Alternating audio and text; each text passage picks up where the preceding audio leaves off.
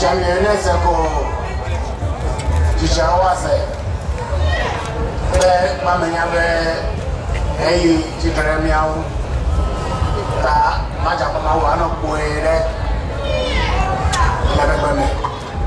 I got a book to go to Villa Coperon. Torgbe, I'm only. I would try to give a very short address,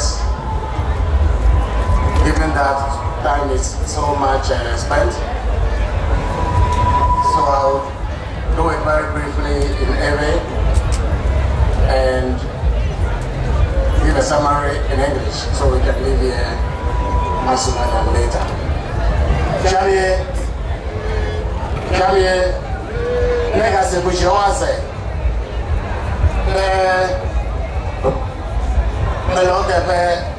There was a good Alamiti. Melozane, Yabe, Dukolaguku, Bubuto, John Dramani, Mahama. Melozane, Yabe, Albotoke, Yamekele, India, Duko, Tepe, Ghana, Ubuto, Sukan, Rajaram. The two is on Nana Gobosi, Kenya Pareotonia, Aymanozime, Ne, Ghana, Japade, Gobe. What is on Amele, Yabe, Se, Ope, Tadu, Pepenola, Emekado, Wezone, Dukobo, Pepenola, Yoga, Dome, Betuzone, Canadora, Emetomazone. None of you have a sort of government. Others on none of you, Ocho, Togo, Alania domain. Those on the Tango Bede, Mama Bede, Nana Bede, Your Excellency, former President John Dramani Mahama. Your Excellency, the High Commissioner,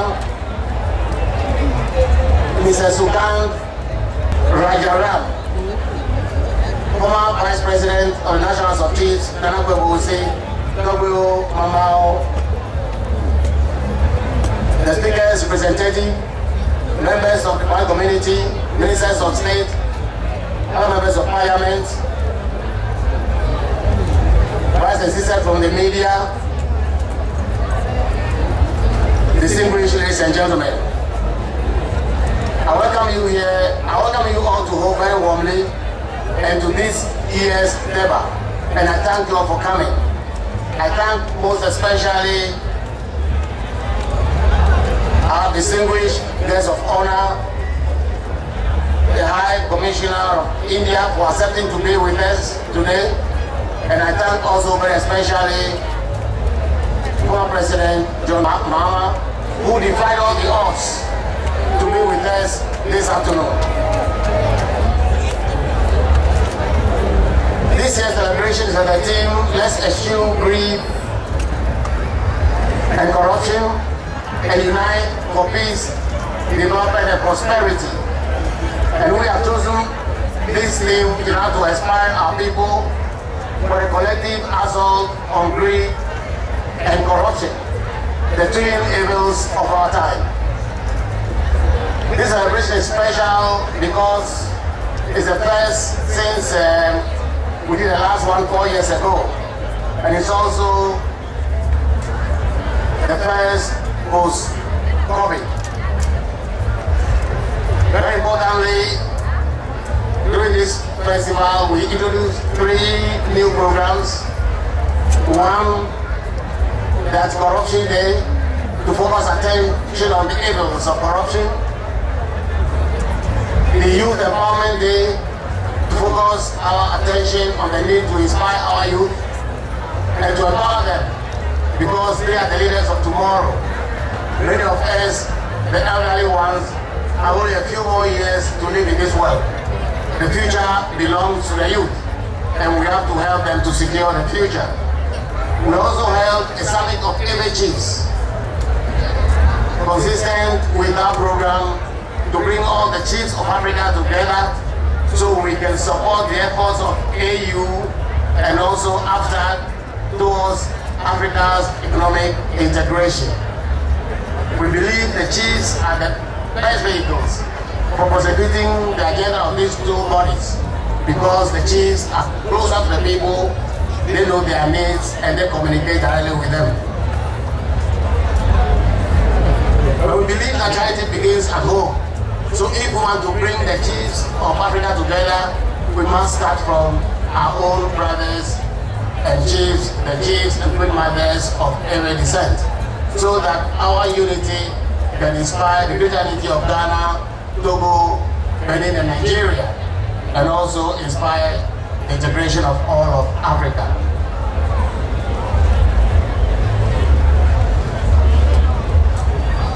I have deliberated a lot, and reflected a lot on matters that have affected our progress as a nation, our state, and the situation of our economy. And I've been extremely worried about the lack of reasonable progress on the economic front, the poverty that is afflicting our people, the seeds of division that has been sowed among our people, mostly by politicians, and also the helplessness among our youth, the frustration that they suffer because of their inability to get jobs even 5, 6, 7 years after completing university education. These have been matters of grave concern to me. And of course, the recent outbreak of COVID has exposed our vulnerability as black people of Africa because of our inability to deal with the effects of COVID without the support of outsiders. The same can be said about our problems with meningitis and Ebola.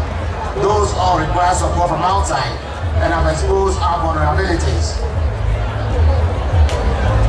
And I'm saying that our economic problems predate COVID and they predate the Ukrainian war. We are lucky to be endowed with so much, 30% of all known mineral resources of the world, so much of the world's arable land. Yet we contribute so little to the world's output, and we remain poor. And the worst part is that we have become highly indebted. More is the fact that while we accumulate a lot of debt, we cannot tell exactly what all the debt has gone to do for us. So we still lack a lot of the base facilities, poor roads, and that has been witnessed by those of you who came from far away. From Accra to Ho, you saw how bad the road is. From Apollo to Ho, you saw how bad it is. What is more worrying is the fact that many of these roads used to be very good. If they used to be very good and they are now so bad, it means that we have actually retrogressed as a country. These are matters that have concerned us and for which we have been searching for answers. We still have enough hospitals, not enough schools, and people still go to square trees. And unfortunately, I've heard many of our doctors are looking for jobs, they can't find jobs. Mostly because we don't have the facilities for them to use. Meanwhile, we need their services. I made an example of what a short period it took to build the Burj Khalifa, the tallest building in the world in Dubai, at a cost of $1.4 billion. It took 5 years. So it's worrying that our short road from Ho to somebody, very few kilometers, is taking more than 6 years. Those are matters that are very worrying to us, and they tell the state of our economy.